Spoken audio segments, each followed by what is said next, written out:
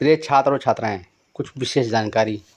ये जो वीडियो आपको एक ही पैसेज पर 5 वीडियो दी गई है और इसमें 5 स्पीड है, 80 की, 100 की, 120 की, 140 की, 160 की। तो पहले आपको 80 की वीडियो देखना है, जिस पे वीडियो में मेरी नोट्स डिस्प्ले हो रही है। उस डिस्प्ले नोट्स के माध्यम से आपको उसका होमवर्क करके व्हाट्सएप के माध्यम से चेक करवाना है। फिर आपको होम प्रैक्टिस करना है और करने के बाद 80 की जितनी भी वीडियो, जितनी प्लेलिस्ट में हमारी पड़ी हुई हैं, सभी को टारगेट करना है। और फिर 100 को करना है, फिर 120 को करना है, फिर 40 करना है, फिर 60 करना है। मतलब सारी प्लेलिस्ट से आपको क्रम से, सीक्वेंस से, लो से हाई की ओर स्पीड बढ़ानी है और बार बार प्रैक्टिस करनी है। इस क्रम से अगर प्रैक्टिस करेंगे तो आपकी 160 तक स्पीड मेंटेन हो जाएगी, जो ये सभी परीक्षाओं के लिए पर्याप्त है। स्टार्ट। उप सभाध्यक्ष जी, संघ लोक सेवा आयोग यानी यूपीएससी देश का सबसे प्रतिष्ठित संस्थान है, लेकिन दुख के साथ कहना पड़ता है कि समय समय पर यूपीएससी के द्वारा जो दिशा निर्देश दिए जाते हैं, जो शर्तें रखी जाती हैं, उनसे गरीब और ग्रामीण छात्रों को, उम्मीदवारों को काफ़ी कठिनाई का सामना करना पड़ता है। जैसा कि आपको मालूम है, कुछ समय पहले यूपीएससी ने अंग्रेजी और हिंदी इन 2 भाषाओं को मुख्य भाषा के रूप में रखा था। जब सभी दल के लोगों ने विरोध किया, आपत्ति जताई गई, तो सभी क्षेत्रीय भाषाओं को भी उनमें जोड़ दिया गया। लेकिन पाली, जो एक ऐतिहासिक भाषा है और जो भगवान बुद्ध के समय की भाषा है, उसको छोड़ दिया गया।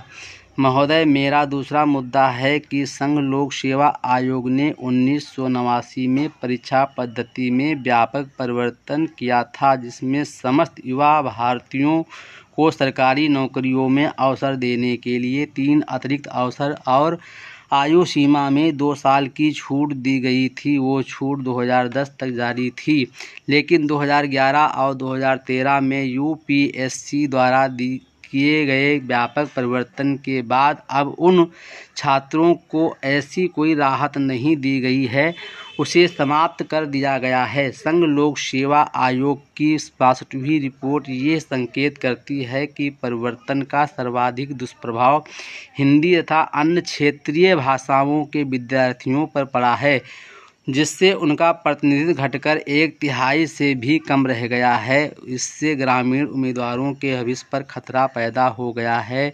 भारत की सर्वोच्च परीक्षा में संघ लोक सेवा आयोग द्वारा नई आवश्यकताओं के अनुरूप स्वयं को ढालने के लिए किए गए इतने व्यापक परिवर्तन के बाद भी ग्रामीण भारत के लाखों युवाओं को 1989 की तर्ज पर अतिरिक्त अवसर एवं आयु सीमा में छूट न देना चिंता का विषय है। हमें इस विषय पर गंभीरता के साथ विचार करना होगा, तभी इन विद्यार्थियों को कुछ राहत मिलेगी और ये तनाव मुक्त होकर अपनी आगे की पढ़ाई जारी रख पाएंगे। अतः हम आपके माध्यम से सरकार से मांग करते हैं कि संघ लोक सेवा आयोग के सभी अभ्यर्थियों को 3 अतिरिक्त अवसर और आयु सीमा में 3 वर्ष की छूट दी जाए। इसके साथ साथ पाली भाषा, जो एक ऐतिहासिक भाषा है को मुख्य परीक्षा में शामिल किया जाए। इन्हीं शब्दों के साथ मैं अपना वक्तव्य समाप्त करता हूं और इस बात को प्रधानमंत्री जी तक आपके माध्यम से पहुंचाना चाहता हूं।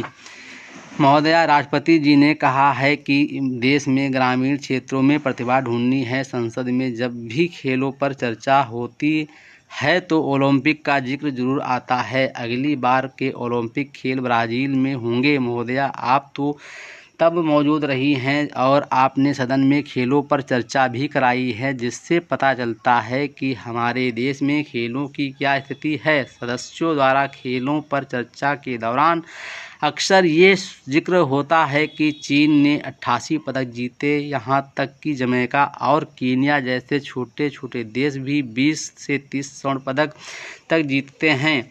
यहाँ पर पूर्व ओलंपियन बैठे हैं। हमारा 120 करोड़ की आबादी वाला देश 1 स्वर्ण, 1 रजत और कांस्य पदक ही ले पाता है। इसलिए प्रधानमंत्री जी ने और सरकार ने इस पर विचार करते हुए कैबिनेट में ये विषय रखा कि अगली बार ओलंपिक खेलों में देहातों से प्रतिभा लेंगे, क्योंकि शहरों में तो फिर भी खेलों के लिए सुविधाएं हैं लेकिन गांवों में नहीं। इसलिए देहात से निकलने वाले खिलाड़ियों के लिए राष्ट्रीय प्रतिभा खोज योजना बनाई, जिसके अंतर्गत खिलाड़ियों की प्रतिभा को निखार कर उन्हें दुनिया के पटल पर रखा जाएगा। यह अगले ओलंपिक खेलों की हमारी सरकार की तैयारी है। मैं आपके माध्यम से इस सदन का ध्यान उत्तराखंड के संविदा पर कार्यरत दूरसंचार कर्मियों की ओर आकर्षित करना चाहता हूं। आपदाग्रस्त उत्तराखंड में रखरखाव एवं मरम्मत के लिए विभिन्न ठेकेदारों के माध्यम से लाइनमैन और कंप्यूटर कर्मी के पद पर संविदा आधार पर कर्मी रखे हुए हैं, जिनकी संख्या लगभग 1200 के करीब है। इन कर्मियों को ठेकेदारों द्वारा मात्र 3500 रुपये वेतन दिया जा रहा है, जो कि बहुत कम है। विषम भौगोलिक परिस्थितियों में कार्यरत इन संविदा कर्मियों के वेतन में प्रवृत्ति भत्ते सहित शीघ्र बढ़ोतरी आवश्यक है, जिससे यह अपने परिवार का पालन पोषण कर सकें। 7000 वैज्ञानिक आंगनबाड़ी के प्रोजेक्ट हैं, जिनमें लाखों महिलाएं काम कर रही हैं। उनका कोई न्यूनतम भत्ता नहीं है। उनको न्यूनतम मानदेय दिलाने के लिए हमारी तरफ से आपके माध्यम से सरकार को निवेदन कर रहा हूं, क्योंकि आंगनबाड़ी में काम कर रहे बच्चों और महिलाओं को न्यूनतम मानदेय नहीं मिल रहा है। वो सरकार के अन्य काम करती हैं। इसलिए मैं आपके माध्यम से फिर कहना चाहता हूं कि ये छोटी सी चीज़ है। आंगनबाड़ी की महिलाएं गांव-गांव में पहुंचती हैं। हमारे क्षेत्र में उनको 3000 रुपये मिलते हैं। Full stop.